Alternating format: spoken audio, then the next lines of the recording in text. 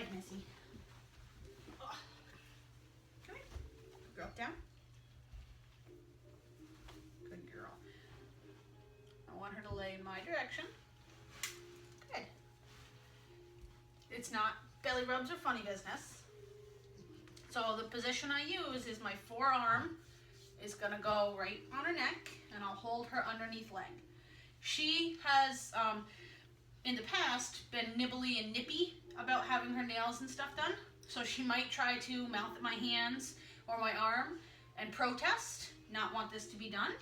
So I want to make sure that I have this position so she can't actually get her head to me to nibble on me. As you can see, she can turn it in my direction, but she can't make contact with me. Good girl. And I'm just going to work on, before we even get to the tools, I'm just going to work on touching her feet and her nails. Wiggle, wiggle, wiggle. Yeah. And making sure that she gets to a calm state before I even introduce the Dremel tool. So I'm going to go through and just touch. I still have my other arm securing her head and her underneath leg so she can't flip herself in that direction. So see, she's trying to mouth at my hand there. If I apply pressure with my forearm, she can't actually reach my hand. So I'm going to just do little squeezes on her nails. Maybe play with her toes. And just make sure that she's calm. Don't forget the dew claw if your dog has dew claws. And I'll just do that on every foot.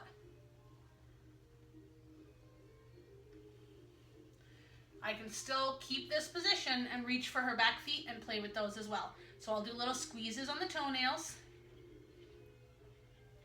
I'll play with the toes. She actually has rear dew claws as well. And I can see she's starting to calm down a little bit now. So a lot of times when you get a dog like her that does that mouthing and struggling stuff, depending on the size of the dog or the intensity of that stuff, they might not necessarily be aggressive or trying to bite you, but it can be intimidating and hard to work through and make sure that they don't get up or get away from you when they do that stuff. If she were upright, she would probably be using a lot of her body to pull away from me or push off of me. So having her not on her feet helps a lot too. This would be the first step. I want to make sure she's going to be calm. Now that she's starting to relax a little bit, I'll release her head just a little bit. But I still have my arm in position where if I needed to, I could block her head a little bit if she tried to nibble at me or try to get up. And I'm just going to keep doing that, playing with those toes and those paws and the nails, making sure that she stays still and relaxed. She's got pretty soft eyes going on. I don't know if you guys can see because the camera's a little farther away.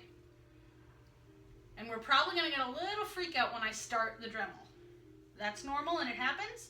So I want to make sure I go back to my secure hold position with my arm here, my hand holding her underneath leg there, and I might even brace her hindquarters a little bit to help keep her in a down position because the tool itself can be kind of scary if they're not used to it at first.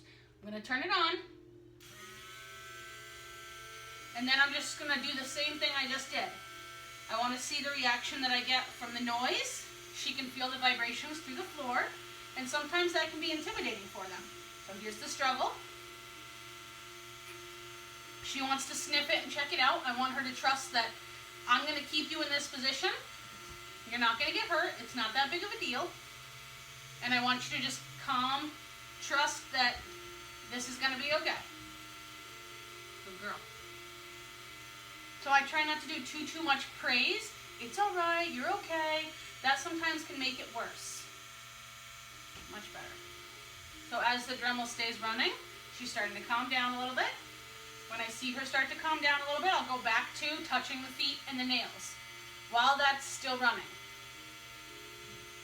So now I'm going to go back to squeezing her toes a little bit, playing with her toes, her feet, her nails, and making sure that as she feels the vibrations of the Dremel through the floor and she hears the noise, that she's going to be okay with me handling her feet again. That adds an extra layer of stress. So I want to make sure before I actually apply the tool to her body that I can still go back and do this touching and handling stuff. After her little struggles, right, she calmed back down again. So she's figuring out it's all right, she can trust me, nothing bad is happening, and those struggles don't get her out of getting these nails done. This is also a vulnerable position for some dogs. They don't like to feel like they're not in control of their body, and relinquish that to you and be relaxed and calm. I think it's really important for dogs to learn to do that. So if I feel like I'm getting a little bit calmer behavior now, I'm able to touch all toes, all nails, and she's not, so see if her head comes up, I can push it back down a little bit. So she's not really struggling that much, she's just got a little bit of like puppy nonsense going on there. Then the next step is going to be, I'm going to take the back side of the Dremel and I'm just going to touch it for a split second to one of her paws. That's going to be the potential for another hissy fit. So I'm going to start with the leg underneath, because that way I can keep my hold with my other arm here, touch the Dremel for a second, and then move it away if she struggles and I have to hold her in place. So I've got my position here. I'm going to take and pick this up and put it down. The tone will change. You guys can hear that on the camera. It'll go from a little deeper to a little lighter as I pick it up off the ground. Sometimes that can be a trigger.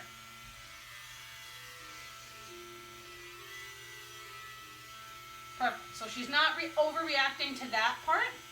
Then I'm going to touch it to her nail or to her foot. So usually I'll just do either their underside of their paw pad or the top of their foot. I'm not concerned about their nails just yet. I just want them to feel the vibration of the Dremel on their foot. Picking it up, touch, and then I take it away. Just for a split second. Sometimes just that split second of feeling the vibration on their paw can cause a reaction. So I would rather only plan for a split second if they're going to react, and then take it away. So you can do that over and over again. Touch, take it away. And then as she shows me that she's going to be calm while I do that, I'll start to transition it to the other feet. Very nice. I find a lot of dogs, once they get used to the Dremel, they don't necessarily have an issue with the sound or the vibration or even getting their nails done.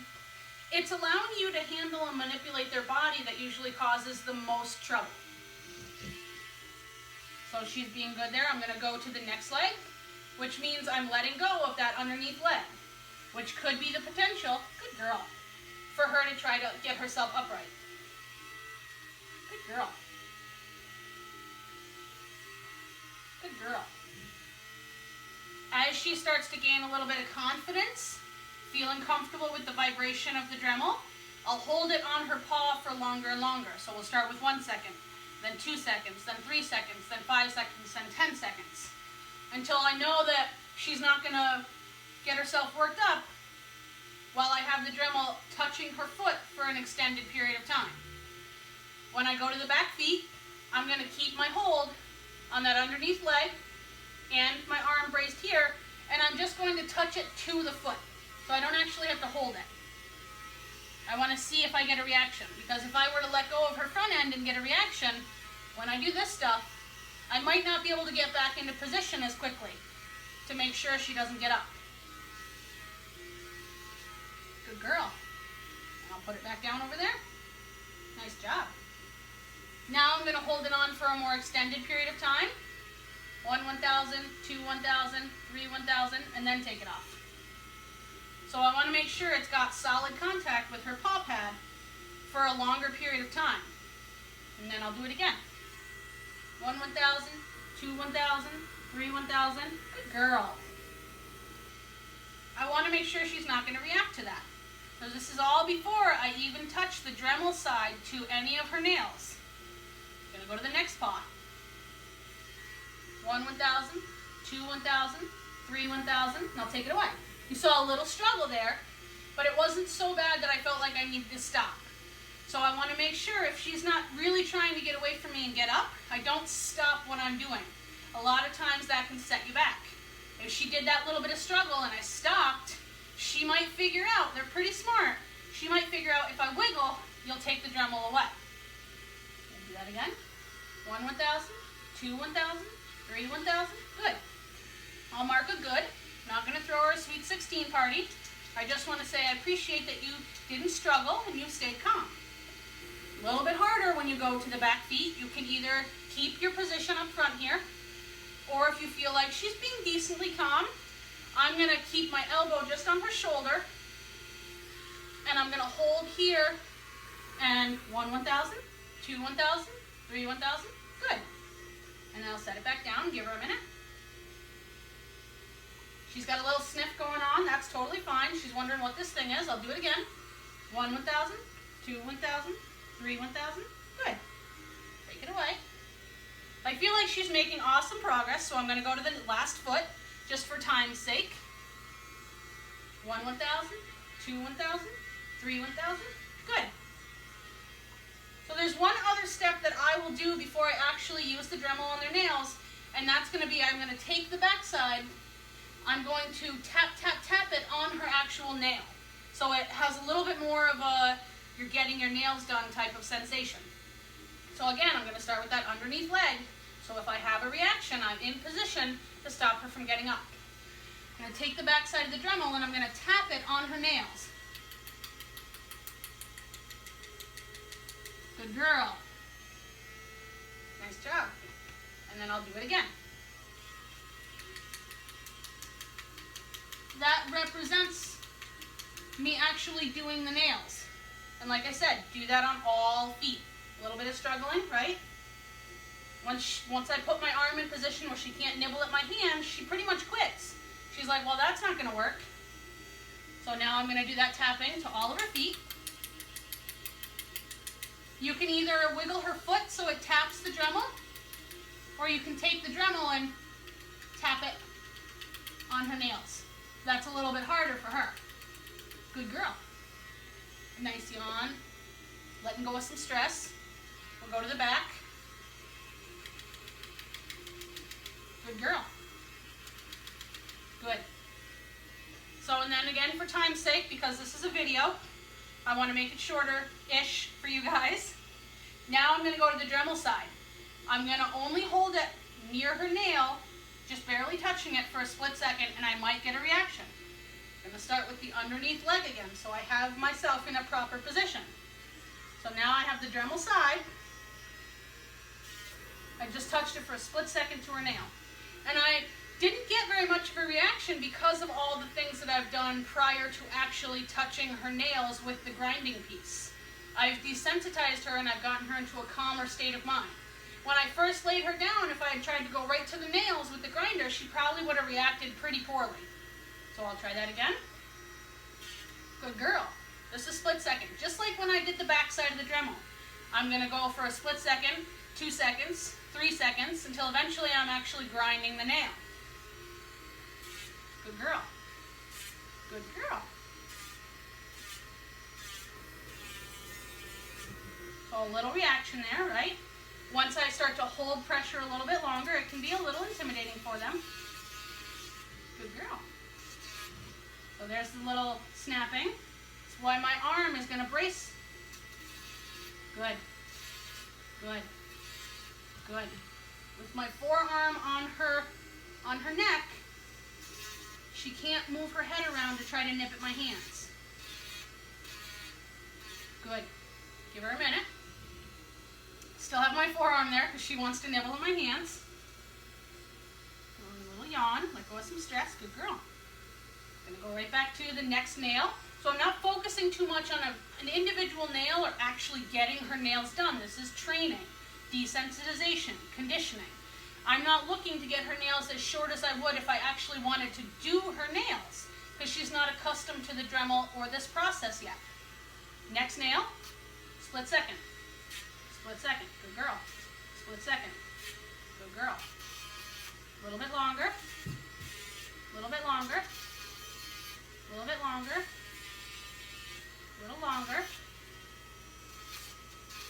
You want to try to go with the grain, not against the grain. That'll make it smoother for your dog. So there's the struggling, right? Struggling isn't going to make me stop. I want to try my hardest to not stop doing whatever it is that I'm doing, whether it's grinding or desensitization to the Dremel. If I feel like she freaks out a lot, what you can do is flip the Dremel around and just touch the backside back to their nail. If you're worried about her moving around a lot and that Dremel the grinder part accidentally maybe touching her paw pad or something because of how much she's struggling, just flip the Dremel around and just do the back side of it. If they have a really bad freak out moment, my top priority is making sure they don't get up. So there are times where I will drop the Dremel and just focus on keeping her down. And then as soon as I feel like she's through her fit, I'll pick it back up right again and go right back to it. So she understands that her fit didn't stop that process. And you can see that in some of our YouTube videos with some of the more aggressive dogs. So I'll go right back to it.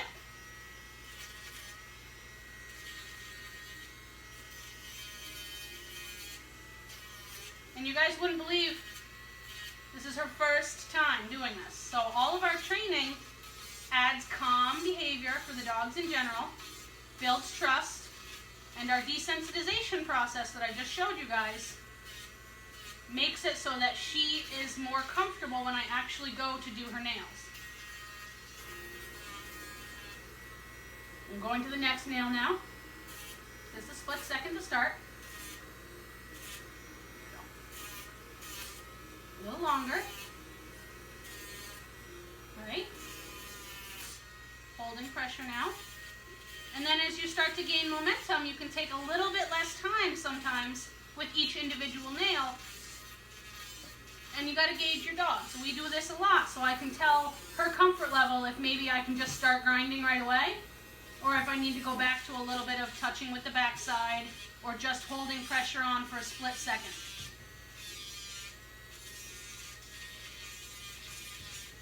And then for demonstration purposes, there's one other way aside from laying them like this that I will do it, depending on the dog. She's a dog that she's doing really well in this position. It also allows me to block her head so she's not nibbling at me. So she's a dog I would prefer to do in this position. But if you have a dog that's friendly but just wiggles a lot and isn't trying to mouth at you so you have no worry or concern about them biting, or you can muzzle them, I will also do, let's get up, yeah. Having the dog in between my legs. So I'm just going to set this to the side. I'll lay down, my legs stretched out, bow down. Good girl. I still want her to flop over. And what I'm gonna do, which she's probably gonna try to mouth at me, is put her right here. I'm gonna squeeze with my knees, and she's full of it. So she can't wiggle in either direction. And I'm gonna hold on to these front legs and hold her back up to me. And obviously because she's a mouther and a nibbler, I don't prefer this position with her because she can get to my hands very easily. But I would essentially kind of hold like this. And then what I would start to do is wiggle, wiggle, wiggle. Take my arm and brace my elbow on her head and her neck so that she relaxes her head over in that direction. And there again, I'm blocking a little bit of that mouthing. That also leaves my hand free to grab her paw, or this paw, the hand that's holding onto her neck, and then I can go and do my Dremel desensitization stuff. So this sometimes can be an easier position with a dog that struggles a lot on their side. It allows you to grip them with your knees and hold on to the upper part of their body. And sometimes it's easier. I find this to be easier, bless you, depending on the dog. So she's a dog that this isn't an easier position to work with. Once they get a little bit more confident and comfortable, I do this position with our personal dogs because I know they're a little bit more relaxed about the process and they're more confident in allowing me to handle their body. So I'm gonna wait for her to relax before I let her get up. But holding on to these front paws makes it so she can't flip over in either direction. And then I'm just kind of hugging her with my knees a little bit. So it braces her. And then once she calms down a little bit, I'll give her a little pat. Good girl.